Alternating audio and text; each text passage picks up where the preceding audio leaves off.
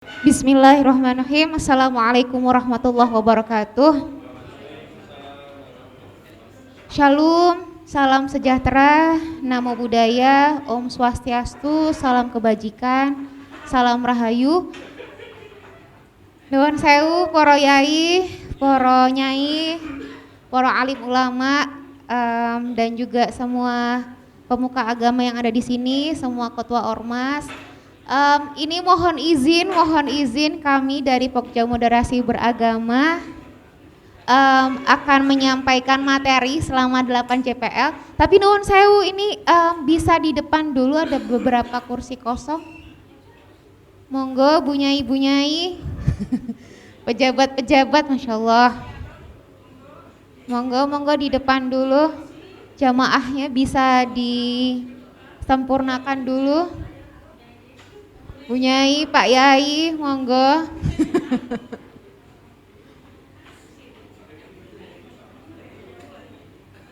Sudah selesai belum? Khusyuk sekali nih ngerjakannya. Sampun dereng ngerjaakan? Dereng. Berapa menit lagi? 5 menit lagi nggih? Ada kesulitan kah? Khusyuk sekali ya? Sulit semua. Nggih, siap.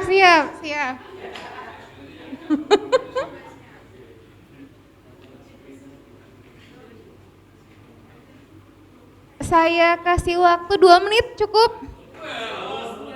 Lah, karena sosialisasi itu nanti 8 CPL. Semakin lama dimulai nanti semakin lama pulangnya.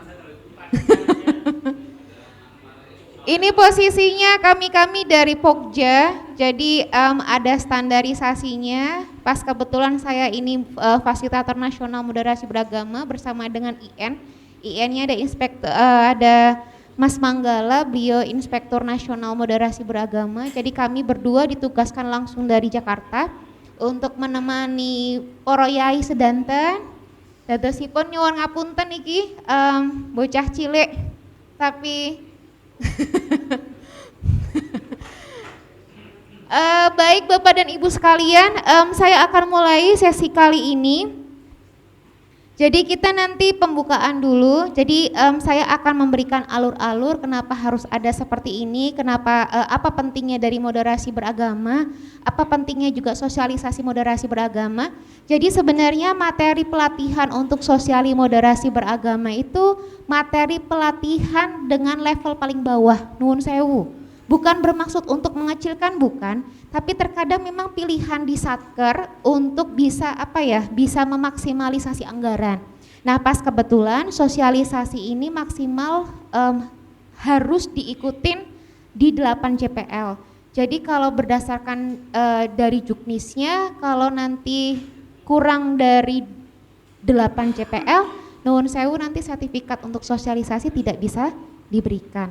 Makaten, tapi sebelum itu ini sudah selesai, udah mayoritas selesai nggih pretestnya? Belum.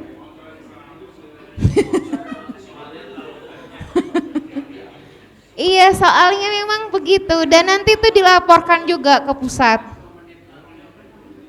Oke, baik deh, saya nggak usah ice breaking dulu, tapi nanti sembari panjenengan semuanya menyelesaikan, saya akan memulai untuk dibuka. Ini adalah link pretestnya, panjenengan semuanya sudah mengerjakan. Lalu nuwun sewu, ini adalah alur pelatihan penguatan moderasi beragama Kementerian Agama. Jadi materinya tuh dari awal sini sampai nanti materi yang terakhir, dan kalau materi komplit ini 110 jam. 110 jam itu 2 minggu. Oke, 2 minggu, iya. Jadi 110 jam itu yang sudah instruktur nasional. Jadi kayak Mas Manggala itu sudah komplit di 110 jam. Kalau saya itu di 68 jam dan Bapak Ibu di 8 jam. Kalau 8 jam bolak-balik nanti keluar. Nah, itu. Nuwun sewu Bapak dan Ibu sekalian, ini dari awal nanti sampai akhir, tapi nuwun sewu untuk materi sosialisasi tidak semua materi akan diberikan. Jadi nuwun sewu ketika ada beberapa materi yang kelihatannya masih gantung. Jadi setelah ini nanti kita akan masuk di udar asumsi dan bangun perspektif. Jadi insya Allah nanti post-testnya nanti akan keluar lagi nggih. Kalau nanti pretestnya agak kurang bagus nggak masalah, tapi ketika post-testnya nanti kurang bagus itu yang jadi masalah. Lalu ini nanti materi pertama akan ada di udar asumsi. Materi yang kedua tentang sketsa nanti tidak ada. Materi ketiga skenario thinking dengan urgensi PMB dengan skenario thinking itu juga boten wonten. Ansos dengan iceberg dan you proses kita hanya di iceberg tapi you prosesnya belum. Kalau iceberg itu berarti materinya baru mencari masalah menyelam ke dalam. Tapi kalau sudah you proses itu sudah bagaimana caranya menemukan solusi. Lanjut materi yang selanjutnya berkaitan dengan analisis fenomena, tren, struktur sosial dan mental model. Ini belum sampai analisis tapi baru pengenalan dan itu nanti masuknya di ansos di iceberg analysis. Materi selanjutnya berkenaan dengan sumber nilai-nilai universal agama itu juga belum diberikan di materi disosialisasi. Selanjutnya setelah nanti udar asumsi nanti akan ada konsep moderasi beragama Kementerian Agama. Insya Allah untuk di angkatan 2 ini karena istimewa dengan orang-orang yang luar biasa, insya Allah nanti akan Pak Kanwil sendiri yang akan menyampaikan. Lalu yang selanjutnya ini nanti juga akan ada berkaitan dengan wawasan kebangsaan dan jati diri Kemenak.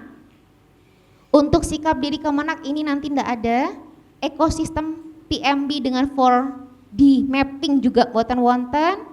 Yang untuk proses your rethinking mental model juga boten wonten. Proses your redesigning ini juga boten wonten.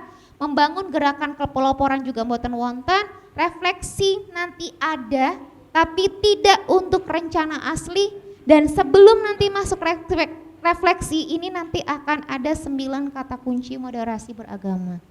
Jadi 9 kata kunci ini moderasi beragama yang akan diperkenalkan adalah 9 kata kunci moderasi beragama versi Kementerian Agama Republik Indonesia.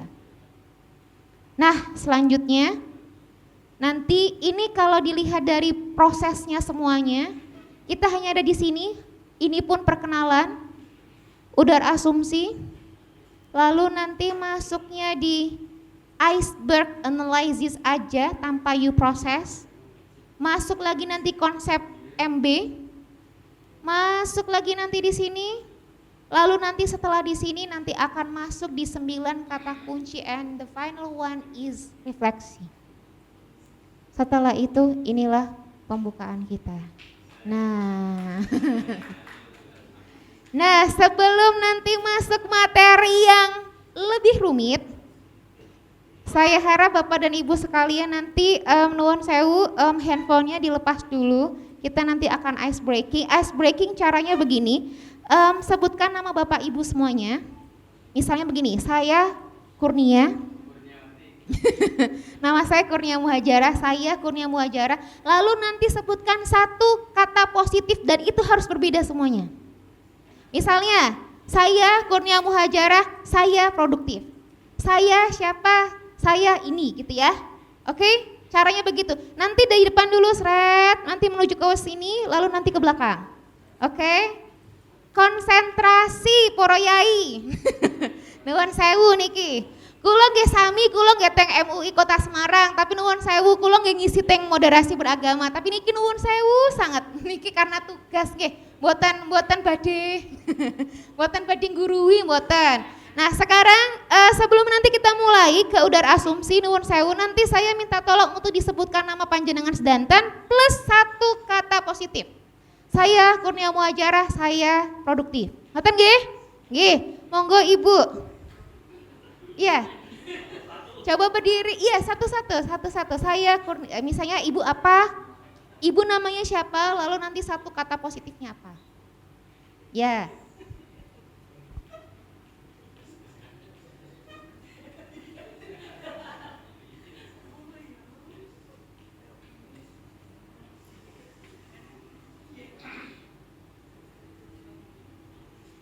Oke, baik, monggo Ibu. Saya Liantini, semangat. Saya Nihatini, saya semangat.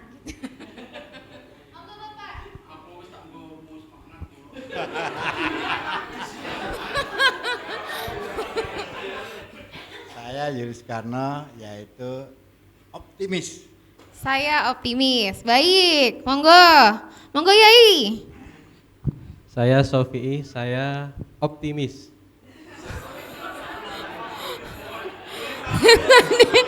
Ya apa nih, Yai? Ini sama loh. Cari yang lain, saya membahagiakan, saya menyenangkan, kan bisa nggih? Bisa.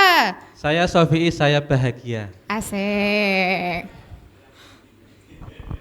Saya Luayin, saya sabar. Wih.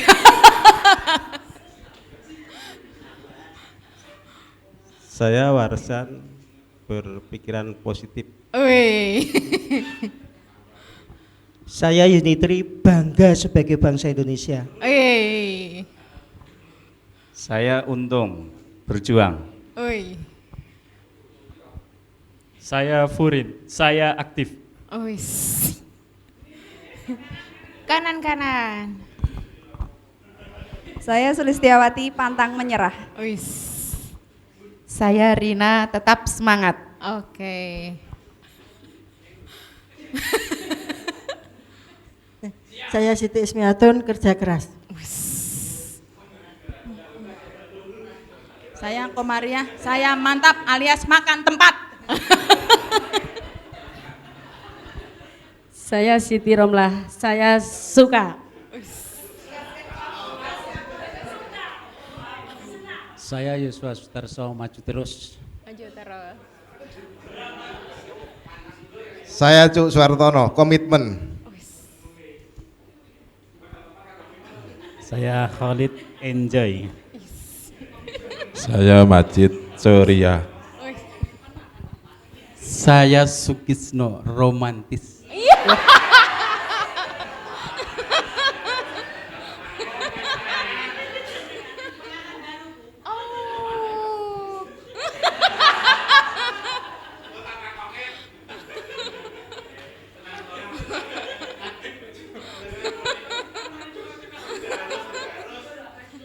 Kalau saya berdiri nanti tambah. Ini sudah kelihatan Bu saatnya gitu. Agus semangat. Oke. Kayaknya udah ada ya. Aku gak niru jenengan. Saya Mahsunah, saya murah senyum. Saya Ahmad Yusuf, saya optimis, semangat, diringkes, mantap, komitmen, dan lain-lain.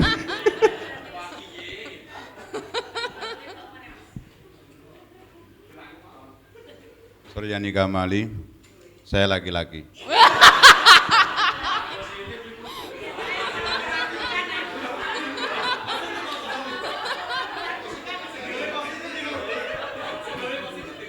Saya Yasin, laki-laki humanis.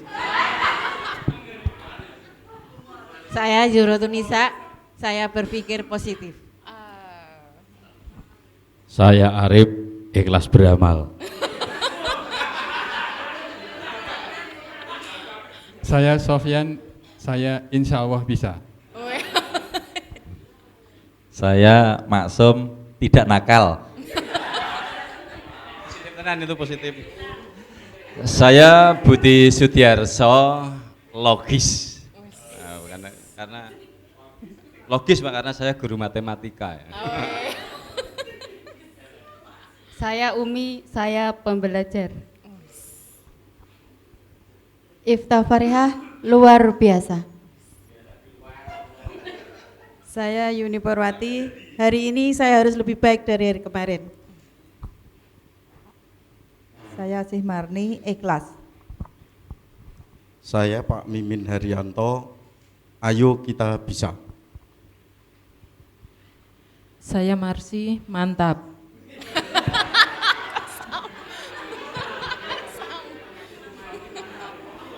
Saya Umrotun Fadilah, pantang menyerah. Saya sudah. Saya Cito, oke. Saya Azim, yakin. Saya Ufda, jos. Saya Mujayin dari FKPP, Kopildu saya terima. Saya Ngarno, tetap damai. Saya Nyoman, tidak sombong. Saya Hendro, apa adanya. Saya Sumaidi, disiplin. Saya Joko Santoso, husnudon.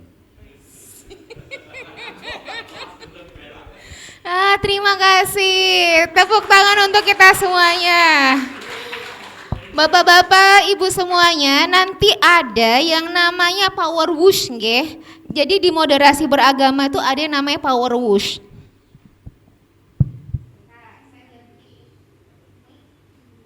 Katanya mic yang ini lebih enak. Mic-nya aja enak apalagi orangnya. Pasti mikirnya ke sono. Romantis. Baik, jadi di moderasi beragama itu ada yang namanya power whoosh.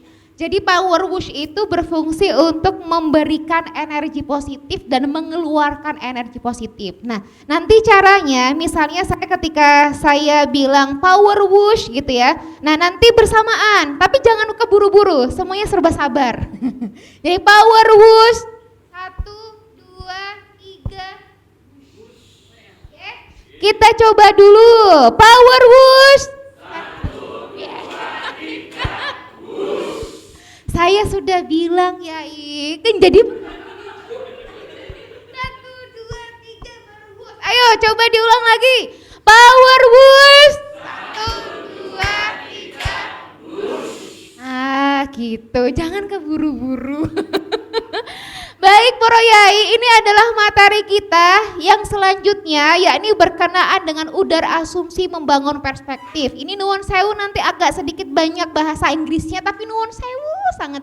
Memang materinya begitu, tapi dalam beberapa hal memang akademisi itu kadang hal-hal yang gampang aja dibuat susah. Tapi memang itulah fungsinya, nggih. Nuwun sewu, nanti saya akan membagikan kertas. Poro Yai nanti minta tolong sekali nanti nulis namanya, buat peta Poro Yai gimana caranya Yai itu bunyai pendeta pandita bisa sampai ke sini, buat peta kalau saya mau dolan mau sowan badhe nyuwuk badhe nyuwun disuwuk gitu nggih. Nanti saya bisa sampai ke rumahnya Poro Yai. Oke? Paham nggih? Jadi nanti minta tolong sangat dibuatkan peta kalau nanti saya mau sowan badhe dolan ke Yai. Ngoten nggih?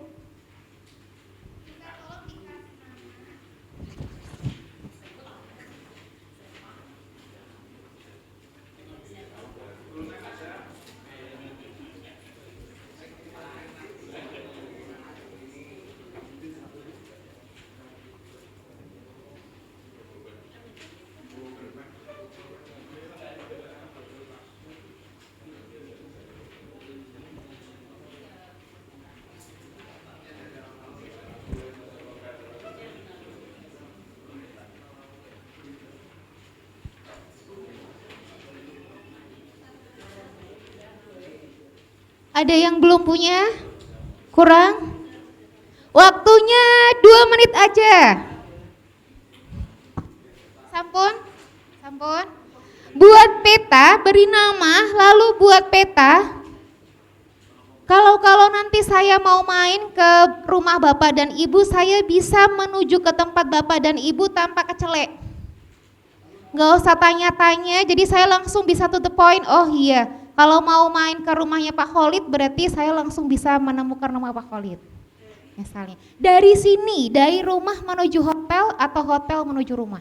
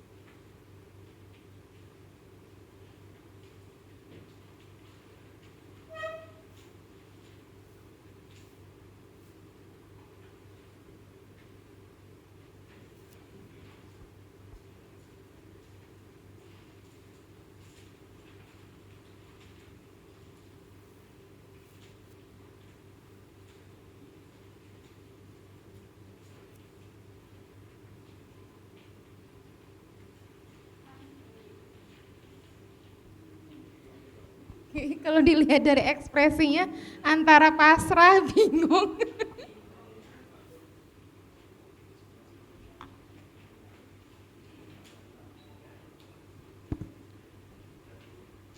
Sampun? Iya sudah dulu, dikip dulu, dikip dulu.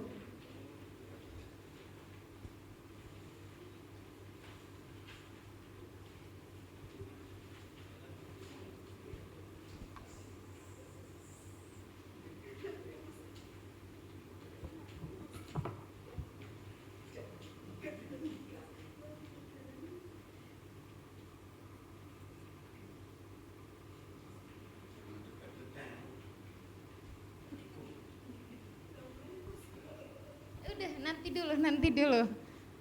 Kalau sudah dipegang dulu, jangan lupa diberi nama.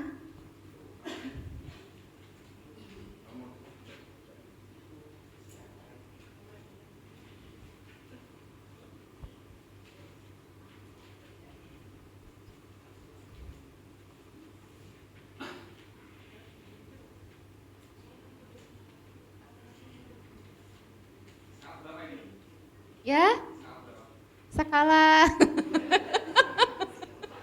sakarepmu Pak.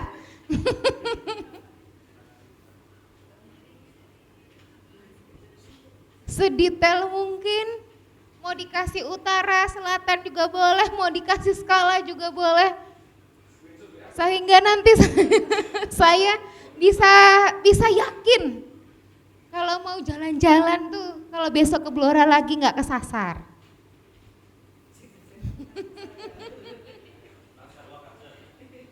Sampun? Baik. Kertasnya ditaruh ke atas. Kita putar dulu. Sudah? Waduh, ibu-ibu nih khusyuk banget. Set. Sampun. Taruh ke kanan. Taruh ke kanan ke sampingnya. Ya, yang sampingnya nanti ke sampingnya lagi. Keep di situ. Satu lagi, ke kanan lagi. Yai romantis udah jangan ditulis detail-detail. Ayo. Ditaruh lagi ke kanan. Satu lagi ke kanan. Gih, berarti ada di sini ada 3. Sampun ih. Yo. J, yang belakang.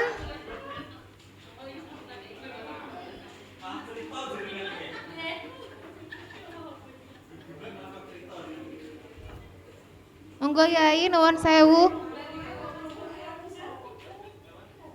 Sudah dapat semua nggih? Sudah dapat semua nggih? Dari semua peta yang panjenengan dapat, mana yang paling detail dan bisa sampai dari hotel sampai ke rumahnya? Kecuali yang ini loh ya, bukan iku loh tonggoku. Suami istri lagi.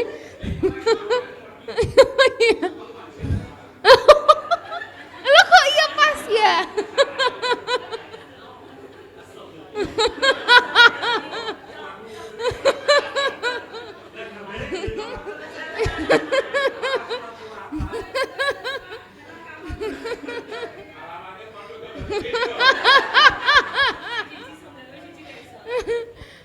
Baik, mana yang lebih detail? Siapa yang bisa memaparkan lebih detail?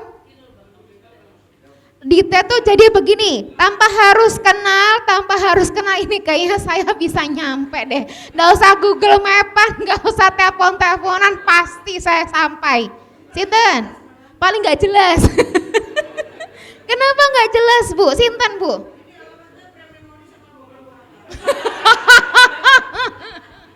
Udah siap-siap setoran nyawa. Sinten malih, siapa yang detail. Ibu punya siapa Ibu?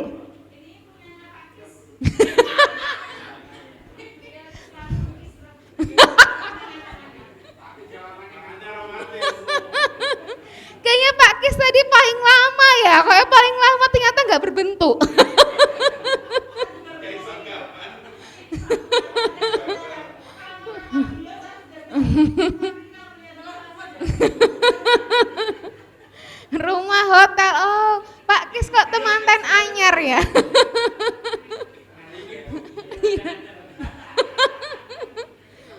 Masya Allah. Siapa lagi yang jelas?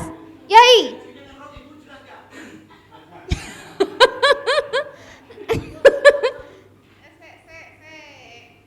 Alun-alun, lokasi, Jalan Pemuda, Tugu Pancasila.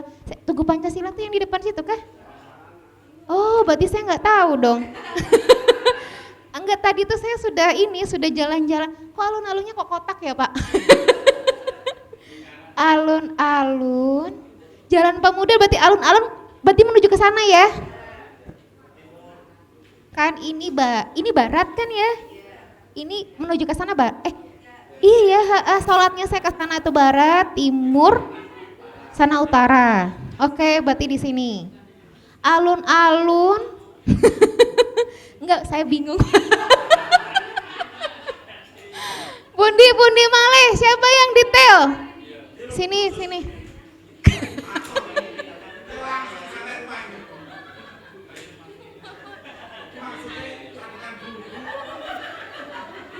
Dari rumah menuju ke selatan, kemah perempatan Jepon, lalu belok ke barat menuju ke hotel.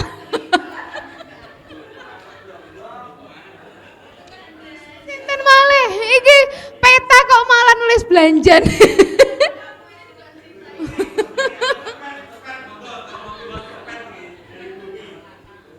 Bu Umi, ini ngapain Bu? Ada US ki ngopo Bu? Alun-alun, Blora, Al-Madinah, ambil arah kiri, kira-kira 1 meter. Belok kiri, sampai perempatan belok kiri. Terus sampai perempatan, bolak-balik perempatan, belok kanan. Terus ikuti jalan Blora Purwodadi. Ini berarti rumahnya di pinggir jalan ya? Sinten malih. Nggih, monggo.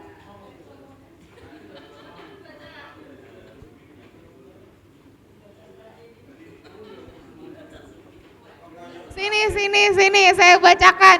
Khusus untuk para senior saya bacakan. Mana ada coba pelatihan gue bacain, gak ada. Iki ora ono, iki lho, ora iso tak woco, Pak. Hotel alun-alun, perempatan pos, terus tikungannya 1, 2, 3, Bangjo, Tugu, terus ada perempatan lagi, Blok S, iya ada Blok S. Oh iya ada Blok S, terus Polres, ke kiri, ke utara, Jalan Sayuran, namanya bagus ya, Jalan Sayuran, belok kiri tapi nggak tahu ini di gang yang mana, lalu 1,7 kilo, buset lamanya, 1,7 kilo, rumah Gersi. Gersi itu apa? Gregesi. Oh nama desa Gersi. Loh yuk kayak gini ndak bisa nyampe toh Bu, 1,7 kilonya piye? Oh dari Polresnya.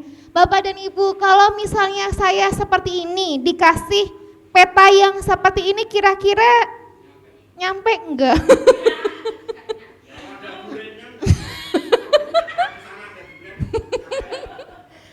Kalau misalnya nuwun sewu Bapak Ibu sedanten diparingi peta kados ngeten, lebih percaya peta ini atau lebih percaya Google Map-nya?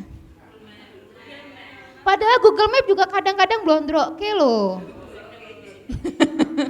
Kadang, tapi lebih banyak tepatnya ya daripada ini nggih. Nah, berarti Bapak dan Ibu sekalian, apa yang Bapak dan Ibu sekalian bisa ambil dari hal ini? Dari hal yang sangat sederhana. Nuhun sewu Bu Nyai. Nah, ini boleh dikembalikan dulu, putar lagi ke kiri. 1, ayo dolan-dolan. 1, 2, 3. Biar ada aktif. Ampun nggih. Monggo. Bapak dan Ibu sekalian, dari hal ini apa yang bisa disimpulkan dari peta? Peta yang sebenarnya bukan peta, peta yang lebih tepat adalah denah. Napa niku? Menggambar itu sulit. Lalu napa malih? Menggambar itu sulit. Menerjemahkan lebih sulit. Berarti kalau gitu maaf itu sulit, apalagi memberi maaf. Nah, oke, lebih sulit.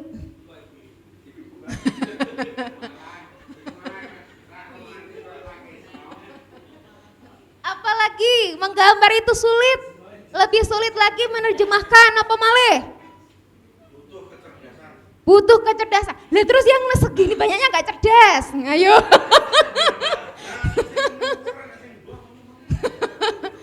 Butuh kecerdasan menggambar ngoten dah? Kurang kerjaan. Apa malih? Tak tulis pokoknya.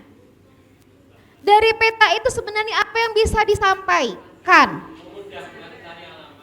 Memudahkan cari alamat, memudahkan atau memperumit niki?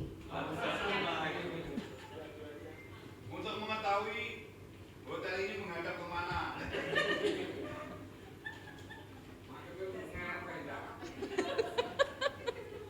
Alah yai, hotel ini menghadap kemana? Gampang. Kan peta ada utara selatannya. Iya, saya tulis. Iya. Untuk mengetahui bahwa hotel ini dekat alun-alun, yang pasti tulis.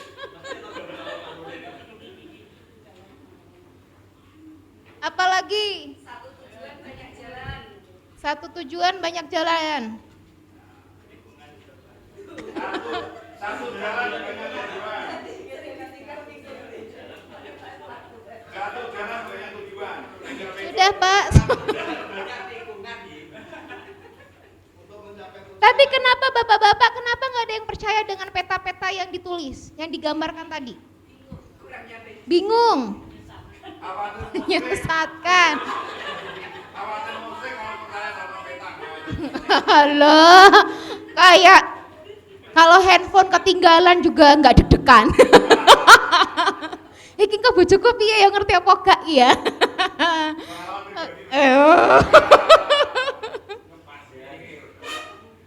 Apa malih? Kurang jalan nggak? Ya? Memudah. Kok jadi istri Pak? Wah ini curhat jadinya. Aduh. Memudahkan mencari istri baru Pak. Oke baik. Kenapa Bapak dan Ibu gak percaya dengan peta-peta yang digambar sama teman-temannya Bapak dan Ibu sekalian? Kurang komprehensif, lalu kurang akurat.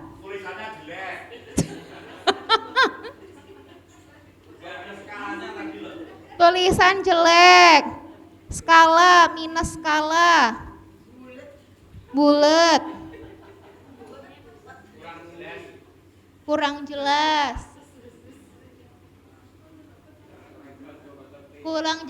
kurang komprehensif. Sampun?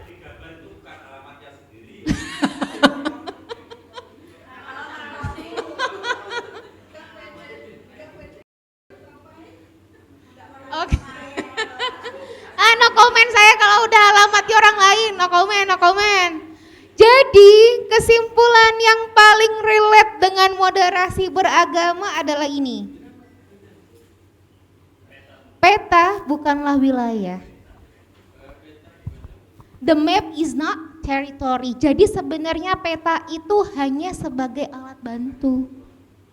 Tapi nuwun sewu, saat kita itu melihat peta, peta itu sudah seperti di judgment, peta adalah wilayah. Padahal peta hanya alat bantu, cuma bantu tok Oh, alamat bojoku sing nomor loro iki ning kene. Ayo jenengan lo ya pinter. Nah, jadi peta itu bukan wilayah, tapi yang terjadi biasanya peta sudah dihukumi wilayah. Nah, ini kalau mau Google Mapan. Peta bukanlah teritori, the map is not territory. Peta adalah asumsi yang ada di kepala kita. Kalau asumsi itu berarti ranahnya nopo? Kognitif, ranahnya di otak. Tapi terkadang peta sudah dihukumi sebuah fakta. Peta sudah dihukumi sebuah wilayah. Peta sudah dihukumi sebuah data, padahal peta hanya asumsi. Dalam banyak hal, nuwun sewu, dalam banyak hal peta itu sudah dihukumi sebagai fakta. Belum aja sudah dihukumi sebagai fakta. Iki kok bojoku kok suwi ya gak balik-balik ya. Jok di nenek iki mulai kesengsem karo wong liya. Jok iki lho udah jadi fakta. Nanti suaminya pulang, Jojo, mas, waktumu telat setengah jam mas, wes kok andi, asumsinya terkadang sudah jadi fakta. Lanjut, nah suuzon. Nah, the map is not territory, dari kata-katanya Batson. Beliau adalah seorang antropolog, nuwun sewu sangat.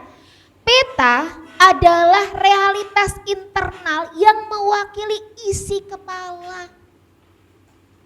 Wilayah teritori adalah realitas eksternal yang mewakili segala peristiwa atau kejadian di luar kepala manusia dan bersifatnya faktual. Kesalahannya terkadang asumsi itu jadi realita, asumsi dihukumi jadi realita, itu yang salah. Misalnya, suami kalau nanti di kantor ramah banget, sama Bu Kurnia ramah, sama teman-temannya ramah, giliran udah di rumah, lekep menang wes kesel, bagikan sudah kata-kata itu sudah habis. Istri-istri kita, bojoku koyo bojoku nek karo koncone lho, ya Allah api aneh po ramah hepol seneng bantu, tapi nek wis ning omah menang jok-jok ki deknen ki jok-jok iki menduakanku di luar, jangan-jangan tuh kok yai kok guyu.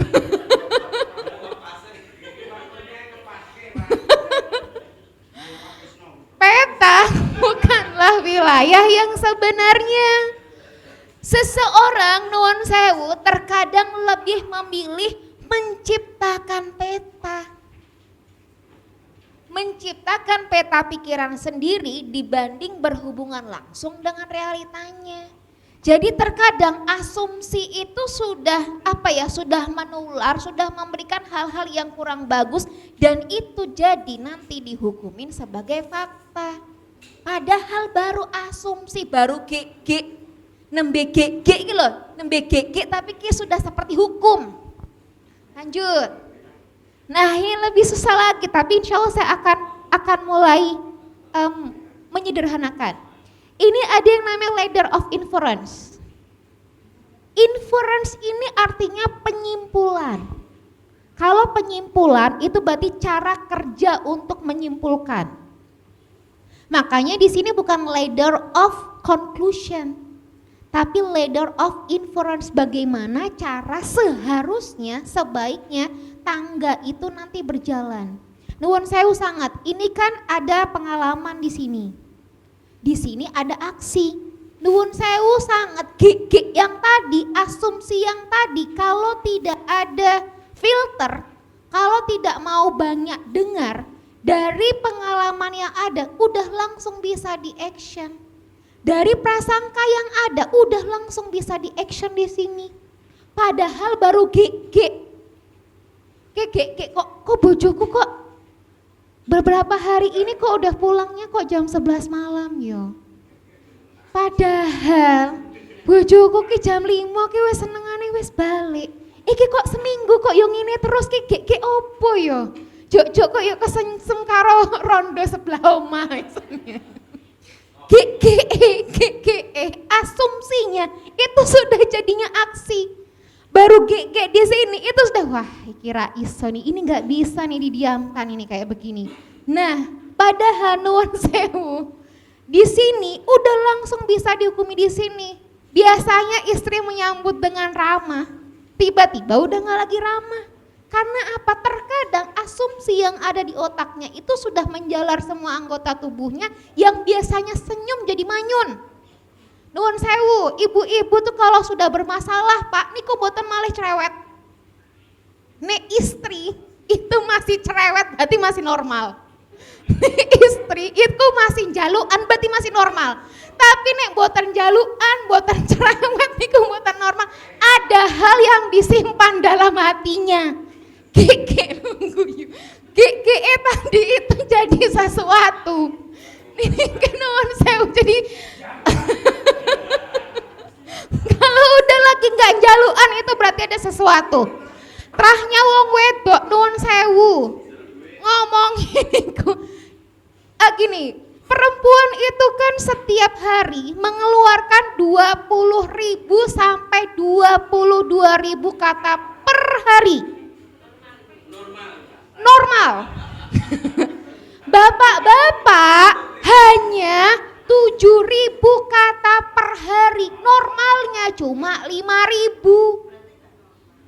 Itu justru normal, bapak-bapak Bu, 5.000 sampai 7.000 kata per hari. Nuwun sewu sangat, kata-kata yang diproduksi oleh bapak-bapak sudah habis saat di kantor.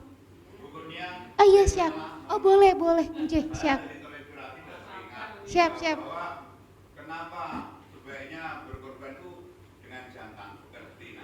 Nah, jangan kok berkorban betina itu mengalah aja nggak mau, mungkin itu yang jadi berat. Ya kalau kayak gitu mah jadi hewan Pak. Kalau hewan jantan sama betina, karena hewan jantan itu memang fungsinya kan memproduksi ya Pak. Kalau perempuan kan diproduksi dan diberanakan. Jadinya hewan jantan itu kenapa dikorbankan? Karena fungsinya untuk perempuan itu salah kok perempuan. Hewan betina tuh untuk beranak terus Pak. Itu kan kalau hewan Pak.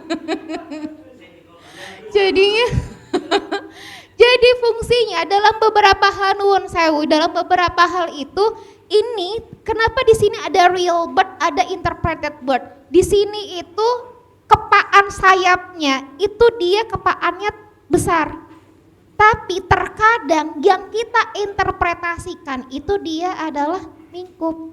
Karena lagi-lagi mainnya hanya asumsi. Nuwun sewu. Ini di sini ada pengalaman.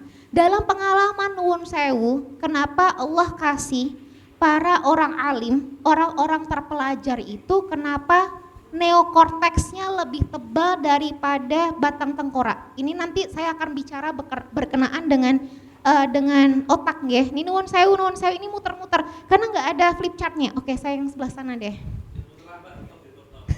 Biar kita lebih dekat nggak Yai? Jadi nuwun sewu, saya akan gambar sedikit berkenaan dengan otak. Saya nggak pintar gambar sih, tapi setidaknya sedikit ada simulasi di sini. Ini namanya, ini adalah batang otak. Batang otak itu bahasa Latinnya adalah reptil, crocodile brain. Krokodil nuwun sewu niku kan boyo nggih. Buaya.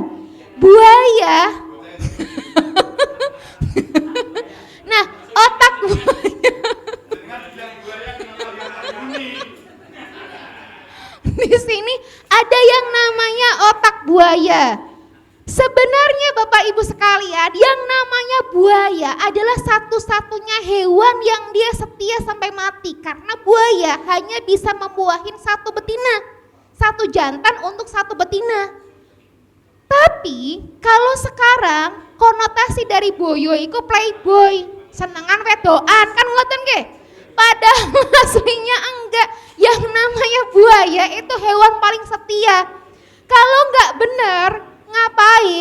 budaya Betawi itu kalau orang kawinan pakainya sasarahannya roti buaya.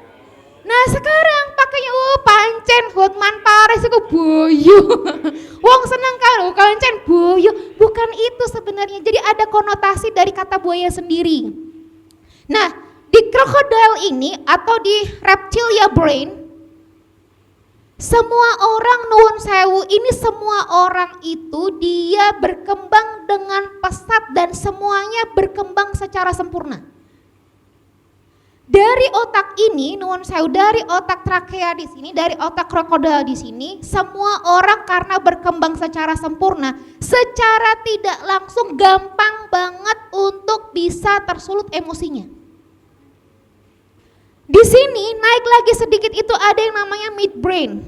Midbrain itu otak tengah. Otak tengah nuwun sewu fungsinya untuk bisa merasa. Rasa, pakai hati, pakai perasaan. Di sini itu ada neutron-neutron. Di sini ada molekul-molekul besar. Inilah neokorteks. Neokorteks ini Bapak dan Ibu sekalian ini berfungsi untuk hal-hal yang bersifat abstrak. Kenapa para yai, para pemuka agama, kenapa diberi hati yang luas untuk tidak gampang untuk bisa ngejudge masalah? Makanya kalau di sini semua orang berkembang secara sempurna di sini, tapi tidak berkembang secara sempurna di sini dan juga di sini. Karena apa? Ini dan ini perlu hati yang besar, perlu kemampuan untuk bisa lebih mendengarkan. Kita kembali lagi di sini. Sebaiknya kalau dilihat dari tangga penyimpulan, dari actual of experience ini, dari kenyataan yang ada itu sebaiknya ada seleksi data. Seleksi data, Nabi Daud aja pernah salah kok. Saat Nabi Daud itu memutuskan bahwa pihak yang ini salah tanpa melihat pihak yang satunya lagi. Allah langsung tegur, tapi kan beliau Nabi, beliau itu maksum. Jadi kalau nanti misalnya mau memutuskan, lihat dulu datanya, lihat dari banyak data, jangan hanya satu data langsung diputuskan. Coba lihat, dari seleksi data naik lagi ditambahin untuk edit meaning. Edit meaning itu namanya adalah penambahan untuk pemaknaan. Misalnya begini, bojoku kok wis terlambat ya. Paling relate sih, apa ya Pak ya, mau yang apa yang lain wes. Paling relate itu sama bojo sih. Jadi saya memainkan perasaan ibu-ibu. Karena saya juga sama, iya karena paling relate sih Pak, paling gampang. Misalnya paling gampang. Misalnya begini, sudah naik di sini di seleksi data, kok suamiku kok pulangnya kok terlambat ya. Dari pulang terlambat ini sebenarnya dia ada apa ya? Terus teman kantornya bilang, kayak kemarin bojoku ada putusan nih. Kebetulan panjenengan mungkin hakim KUA. Ini kok hakim KUA, hakim pengadilan agama misalnya. Ini kayaknya kemarin Bu ada putusan seorang perempuan yang barusan mengajukan rafa kepada suaminya dan diputus. Ayo mingis-mingis. Nah ini kalau ada edit meaning, nambahi data, lalu ada pemaknaan. Juk ki piye ya?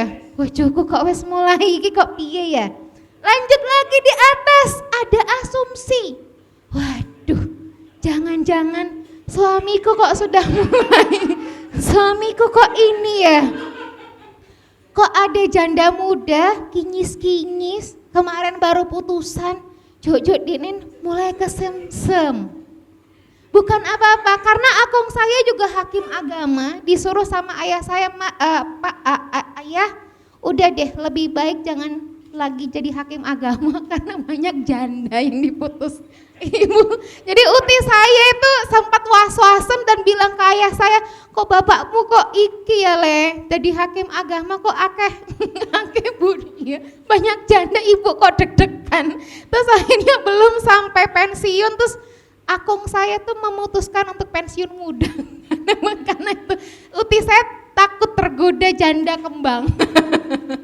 Sampai akhirnya di sini diasumsi sampai masuknya di kesimpulan. Di kesimpulan itu sampai akhirnya jadi belief. Iki pasti ki bojoku koyo kesem-sem iki karo rondo anyar nih. Sampai akhirnya jadi aksi naudzubillah. Jadi nuwun sewu terkadang orang itu dari sini langsung menuju ke atas. Sebaiknya dari atas ke sini itu ada reflective loop, coba dilihat. Jangan-jangan datanya salah. Jangan-jangan teman suaminya itu karena dia terbakar cemburu, suami panjenengan itu pangkatnya bagus, lalu dia menambahkan data-data yang kurang bagus. Jangan-jangan karena kehidupannya jenengan itu bagus, akhirnya diberikan asumsi-asumsi yang kurang bagus. Makanya semakin naik ke atas coba untuk mendengarkan, bisa saja asumsinya itu salah. Nah, lanjut. Nuwun sewu. Ini di beberapa hal nih ada yang unik-unik juga. Misalnya konspirasi kafir untuk membunuh muslim. Ini kan ngeri nih. Beberapa narasi-narasi nih, misalnya kami masyarakat desa Tumaluntung menolak pendirian musola masjid di wilayah kami dengan alasan 1. Penduduk di sekitar lokasi musola atau masjid 95% non muslim. 2. Kami tidak mau terganggu kenyamanan hidup kami akibat kebisingan toa. 3. Kami tidak mau hidup kami terancam pidana penistaan agama karena bla bla bla bla. Dalam banyak hal, nuwun sewu, dalam banyak hal seperti ini adalah konspirasi-konspirasi yang bagaimana caranya bisa mengerti feedback. Misalnya ini nih, konspirasi kafir untuk membunuh muslim. Nuwun sewu sangat toa aja, mic aja, ini kan produksi non muslim. Laptop saja itu juga produksi non muslim. YouTube saja juga sama produksi non muslim. Tapi kenapa ini ada tulisan konspirasi kafir? Karena kebetulan ada muslim yang jatuh, kebetulan langsung meninggal dunia. Jadi dia menghukumi bahwa motor ini diciptakan untuk membunuh muslim hanya karena dia itu jatuh dari motor. Dalam banyak hal nuwun sewu, konspirasi hal ini, asumsi-asumsi seperti ini paling gampang memang dimudahkan itu masuk lewat agama. Coba lihat, seperti konfliknya Tolikara yang ada di Papua. Yang namanya konflik Tolikara itu kan berkenaan dengan masjid dan juga gereja, hadap-hadapan. Padahal sebenarnya Istiqlal sama katedral loh, itu juga hadap-hadapan. Istiqlal lalu depannya ada katedral, itu saja bisa harmonis. Coba lihat lagi di TMII itu ada 6 rumah ibadat itu jejer-jejer. Jadi ada masjidnya, ada masjidnya, ada gerejanya, ada puranya, ada wiharanya, itu dalam satu tempat dan itu bisa harmonis. Kita lihat lagi. Nuwun sewu, ini kalau saya sederhanakan bahasanya adalah ini adalah bahasa malaikat dan ini adalah bahasa malaikat, berarti yang satunya bahasa setan. Setan, Pak. Ini malaikat, Bu. Jadi sebenarnya di dalam hati kita sendiri itu sebenarnya ada dua yang memang ada dua kalimat, ada dua kata hati, yang satunya menuju kebaikan, yang satunya menuju keburukan. Bila diterjemahkan melalui peta, ini adalah proses U, yang ini adalah proses N. Kalau yang ini nuwun sewu adalah proses di mana dia mau mendengar, mau belajar. Ini dalam proses memperoleh informasi itu mau melihat, mau coba merasakan gimana ya kalau jadi suami ya, kasihan juga kalau jadi suami barusan datang langsung tagihan-tagihan cicilan rumah, tagihan untuk biaya anak-anak sekolah, baru juga datang nggak dikasih minuman, terus langsung dikasih tagihan misalnya.